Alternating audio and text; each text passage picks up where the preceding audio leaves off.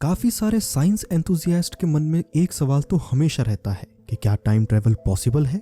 आज की इस वीडियो में हम इसी क्वेश्चन के आंसर के बारे में बात करने वाले हैं। साथ ही साथ हम ये भी जानेंगे कि अगर टाइम ट्रेवल पॉसिबल है तो कैसे है, और अगर नहीं पॉसिबल है तो क्यों नहीं। दोस्तों, टाइम ट्रेवल दो तरह का होता है। पहला होता है कि फ्यूचर में जाना और दूसरा होता है पास्ट में जाना। अब आपको ये जानकर हैरानी होगी कि इस समय जब आप ये वीडियो देख रहे हैं, कई सारे लोग ऐसे भी हैं जो कि टाइम में फ्यूचर की तरफ ट्रेवल कर रहे हैं। अब वो लोग आखिर कौन है, मैं थोड़ी देर में आपको बताऊंगा।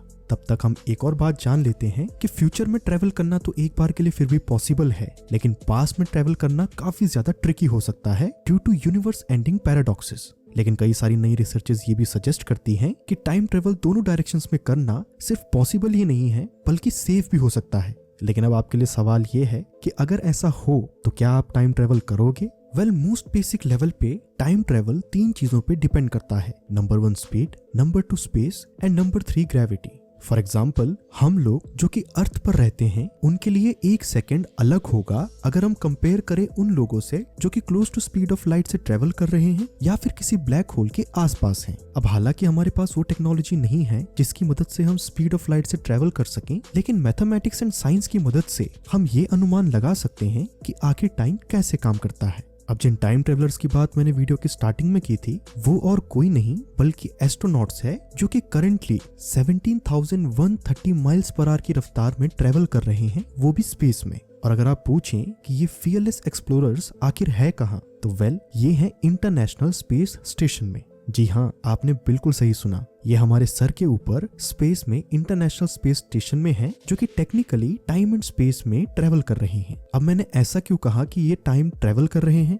इसका रीजन ये है कि हम लोग जो कि अर्थ पर हैं, हमारे मुकाबले ये ट्रेवलर्स काफी ज्यादा तेजी से मूव कर रहे हैं। अब साइंस के अकॉर्डिंग कोई भी ऑब्जेक्ट जितनी ज्यादा तेजी से मूव करेगा उसके लिए टाइम उतना ही ज्यादा स्लो हो जाएगा अगर कंपेयर करें उस ऑब्जेक्ट से जो कि सीधा खड़ा है या फिर काफी ज्यादा धीरे से मूव कर रहा है। अगर आप नहीं समझे हैं तो कुछ सेकंड पीछे जाकर इस स्टेटमेंट को दोबारा सुनिए, आप समझ जाएंगे। यही वो फंडामेंटल कॉन्सेप्ट है जिस पर कि यूनिवर्स काम करता है। तो इसीलिए जो एस्ट्रोनॉट्स इंटरनेशनल स्पेस स्टेशन में हैं, वो हमारे मुकाबले टाइम को स्लाइटली धीमा एक्सपीरियंस कर रहे हैं। अब हमारे टाइम में और स्पेस स्टेशन के टाइम में केवल मिली सेकेंड का फर्क होता है। ऐसा इसलिए है क्योंकि जिस स्पीड से वो ट्रेवल कर रहे हैं उसकी मदद से वो सिग्निफिकेंट अमाउंट ऑफ टाइम में जंप नहीं कर सकते हैं। अगर उन्हें टाइम में काफी ज्यादा आगे जाना है तो उन्हें लाइट की स्पीड से ट्रेवल करना पड़ेगा, जो कि करंट टेक्नोलॉजी की मदद से पॉसिबल नहीं है। अब अगर हाइपोथेटिकली माने कि आप एक एस्ट्रोनॉट है जो कि फर्स्ट एवर स्पेसक्राफ्ट में ट्रेवल कर रहे हैं, जो कि 99.99% of the speed of light से ट्रेवल कर सकता है। अब इस सिचुएशन में आप फ्यूचर में ट्रेवल कर पाएंगे, वो भी सिग्निफिकेंट अमाउंट में। अब इस स्पीड में अर्थ का एक सेकेंड आपके लिए 20 घंटे के बराबर होगा। यानी कि आप अगर इस स्पीड से केवल एक दिन के लिए ट्रेवल करते हैं तो आप 86,400 सेकेंड्स के लिए ट्रेवल तो करेंगे, लेकिन जब आप अर्थ पर वापस लौटेंगे तो आप ये देखेंगे कि आपकी एज केवल एक दिन ही गुजरी है, लेकिन अर्थ पर 72,000 दिन गुजर चुके हैं। अगर सिंपलर टर्म्स में बात करें तो आप एक्चुअल में 197 ईयर्स फ्यूचर में ट्रेवल कर चुके होंगे। इस फॉर्म का टाइम ट्रेवल थियोरेटिकली पॉसिबल है अगर लाइट की स्पीड से मूव करने वाली टेक्नोलॉजी बन जाती है तो। हालांकि तब तक के लिए जो लोग स्पेस में हाई स्पीड से ट्रेवल कर रहे हैं, हम उन्हीं को टाइम ट्रेवलर्स कह सकते हैं। अब ये तो था टाइम ट्रेवलिंग का सबसे इजी पार्ट, यानी कि फ्यूचर में ट्रेवल करना। लेकिन अगर हम बात करें पास्ट में ट्रेवल करने की, तो वो काफी ज्यादा प्रॉब्लम्स क्रिएट करता है।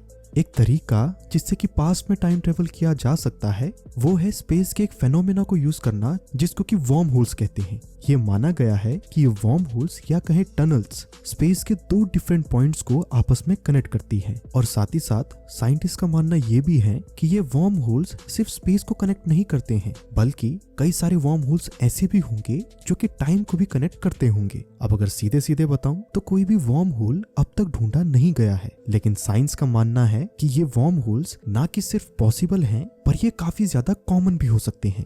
जब हम यूनिवर्स की बात करते हैं तो ये याद रखना काफी ज्यादा इम्पोर्टेंट है कि स्पेस और टाइम दोनों आपस में काफी ज्यादा इंटरवाइंड या कहीं कनेक्टेड हैं। इनफैक्ट कई सारी सिचुएशंस में तो इन्हें एक वेरिएबल कहा जाता है, यानी कि स्पेस टाइम। अब अगर बात करें कि वर्म होल कैसे काम करते हैं, तो होता कुछ ऐसा है कि एक massive amount of gravity space time को फोल्ड कर देती है, जिसमें कि दो लोकेशंस आपस में इंटरकनेक्ट हो जाती हैं। और ये लोकेशंस वो होती हैं जो कि एक दूसरे से काफी ज्यादा दूर होती हैं। और अगर किसी तरीके से इनसे ट्रेवल किया जा सके तो उस एक लोकेशन से दूसरी लोकेशन पे पहुंचना काफी ज्यादा इंस्टेंटेनियस हो सकता है। अब क्योंकि स्पेस टाइम आपस में कनेक्टेड है, तो ठीक यही फॉर्मूला टाइम पर भी अप्लाई होता है। हो सकता है कि कोई वर्म होल ऐसा भी हो जो कि टाइम के दो पॉइंट्स को आपस में जोड़ता हो, और उस वर्म होल की मदद से हम पास में ट्रेवल कर सकें। अब वर्म होल से ट्रेवल करने में सबसे बड़ी प्रॉब्लम ये है कि इसकी ग्रेविटी इतनी ज्यादा होती है कि वो किसी को भी क्रश कर सकती है। इसमें इंटरडायमेंशनल टर्बुलेंस इतनी ज्यादा होती है जो कि किसी के भी चितड़े चितड़े उड़ा सकती है। और इसमें काफी सारी अननोन फोर्सेस ऐसी भी हैं जो कि आपके एग्जिस्टेंस को फ्रैक्शंस ऑफ सेकंड्स में डिस्ट्रॉय कर सकती है। अब वर्म होल भले ही हमें टाइम ट्रेवल करवा दे, लेकिन इसकी कोई भी गारंटी नहीं है कि अगर हम वर्म होल के एक एंड से एंटर करते हैं तो दूसरे एंड में सही सलामत पहुंचेंगे। हमें ऐसा करने के लिए किसी ऐसे ऑब्जेक्ट की जरूरत होगी जिस पर कि इन सभी फोर्सेस का कोई भी इम्पैक्ट ना पड़े। लेकिन एक गुड न्यूज भी है, कई सारे साइंटिस्ट बहुत सारे तरीके ढूंढ रहे हैं जिससे कि टाइम में ट्रेवल किया जा सके। इनमें से एक तरीका है टिपलर सिलेंडर। ये एक इन्फिनाइट सिलेंडर है जिसका नाम एक एस्ट्रोनॉमर के नाम के बाद रखा गया है जिन्होंने कि इसको प्रपोज किया था। बेसिकली ये एक टाइम मशीन है जिसमें कि काफी ज्यादा लंबी इंडिस्ट्रक्टिबल ट्यूब का इस्तेमाल होगा। अब इस ट्यूब को हमारे सन के मास से 10 टाइम्स ज्यादा मैटर से फिल किया जाएगा, जो कि काफी ज्यादा डेंस ब्लैक होल को क्रिएट करेगा। अब ये सिलेंडर जिसमें कि स्ट्रेच्ड आउट ब्लैक होल को रखा गया है, उसको बिलियंस ऑफ रेवोल्यूशंस पर मिनट के रफ्तार से घुमाया जाएगा, और इस खिंचे हुए ब्लैक होल की रोटेशन की वजह से स्पेस टाइम में डिस्टॉर्शन होगा। और इस डिस्टॉर्शन के चलते कुछ रिपल्स क्रिएट होंगे, जिन रिपल्स के थ्रू हम टाइम में पास्ट में ट्रेवल कर पाएंगे। अब इस आइडिया में काफी बड़ी प्रॉब्लम ये है कि जो रिसर्चर्स इस फॉर्म ऑफ टाइम ट्रेवल को स्टडी कर रहे थे, उन्होंने कंक्लूड किया कि जिस तरीके से ये डिवाइस काम कर सकता है वो तभी पॉसिबल है जब ये सिलेंडर इन्फिनाइटली लॉन्ग हो,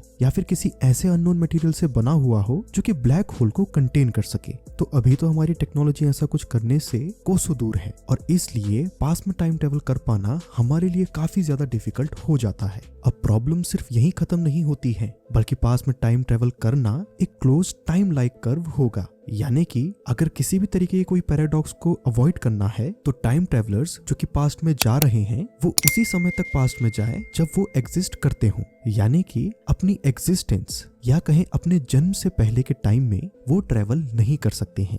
ये काफी ज्यादा कंफ्यूजिंग है, और साइंस के पास भी इसको एक्सप्लेन करने का कोई तरीका नहीं है। लेकिन बस आप इतना समझ लीजिए कि टाइम ट्रेवलर्स को उस पास्ट एंड फ्यूचर का पार्ट होना जरूरी है जिसमें कि वो ट्रेवल करना चाहते हैं। अगर वो उस समय में ट्रेवल करते हैं जहां पर उनकी एग्जिस्टेंस नहीं है, तो इसकी वजह से कई सारे पैराडॉक्सेस क्रिएट होंगे, और हो सकता है कि वो यूनिवर्स ही पूरी तरीके से खत्म हो जाए। अब इससे पहले कि आप बोलो कि आखिर ये क्या बोल रहा है, तो एक बार पहले मेरी बात सुन लीजिए। साइंटिस्ट का मानना है कि अगर हम टेक्निकल इश्यूज को एक साइड रखें और टाइम ट्रेवल को किसी तरीके से पॉसिबल कर लें, तो दूसरी प्रॉब्लम जो आएगी वो होगी पैराडॉक्स का क्रिएट होना। जब हम टाइम में पीछे की तरफ ट्रेवल करते हैं तो वो काफी ज्यादा क्रेजी चीजों को जन्म देता है। इनमें से मोस्ट फेमस पैराडॉक्स है ग्रैंडफादर पैराडॉक्स।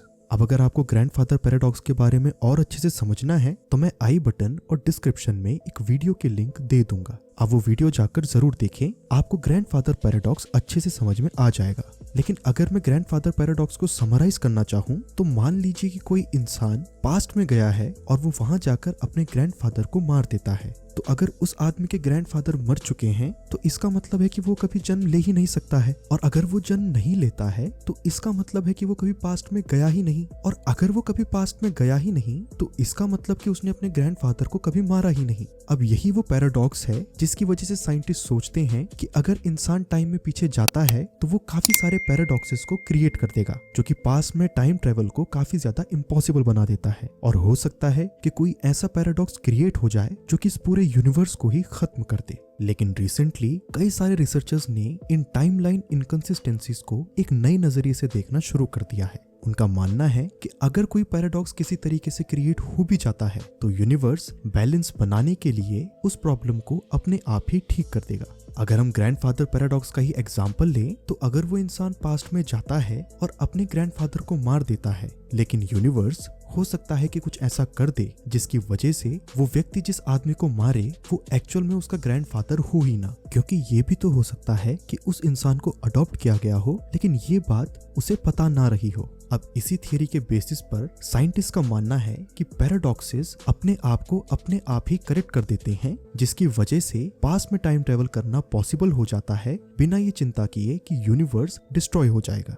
अब ये सच हो या ना हो, लेकिन ये एटलीस्ट अलाउ करता है साइंटिस्ट को कि वो कैलकुलेशंस और थियरीज बना सकते हैं पास्ट में टाइम ट्रेवल को लेकर। अब अगर बात करें कि आपने इस वीडियो में क्या क्या जाना, तो फ्यूचर में ट्रेवल करना थियोरेटिकली इजी है, आपको और कुछ नहीं करना है, बस तेजी से मूव करना है। अब अगर वही बात करें पास्ट में ट्रेवल करने की, तो वो काफी ज्यादा डिफिकल्ट है और उसको पॉसिबल करने के लिए काफी ज्यादा मैथमेटिकल कैलकुलेशन से गुजरना पड़ेगा। ग्रेविटी और अननोन फोर्सेस के प्रति एक डिफेंस मैकेनिज्म तैयार करना होगा और उन टेक्नोलॉजीज को अचीव करना होगा जो कि हमारे पास अभी नहीं है। और साथ ही साथ अगर पैराडॉक्सेस खुद को ठीक नहीं करते हैं तो पास्ट में टाइम ट्रेवल करने से पूरा का पूरा यूनिवर्स भी तबाह हो सकता है। तो अगर आपको जानना है कि अंग्रेजों ने भारत पर कब्जा कैसे किया, तो आप ये लेफ्ट वाली वीडियो पर क्लिक कर सकते हैं। और अगर आपको जानना है कि यूनिवर्स आखिर कैसे क्रिएट हुआ as per ancient Indian text, तो आप राइट वाली वीडियो पर क्लिक कर सकते हैं। तो आशा करता हूँ कि आपको ये वीडियो समझ आ गई होगी। मैं मिलता हूँ आपसे नेक्स्ट वीडियो में फिर किसी इंटरेस्टिंग टॉपिक के साथ। ये वीडियो पूरा देखने के लिए धन्यवाद।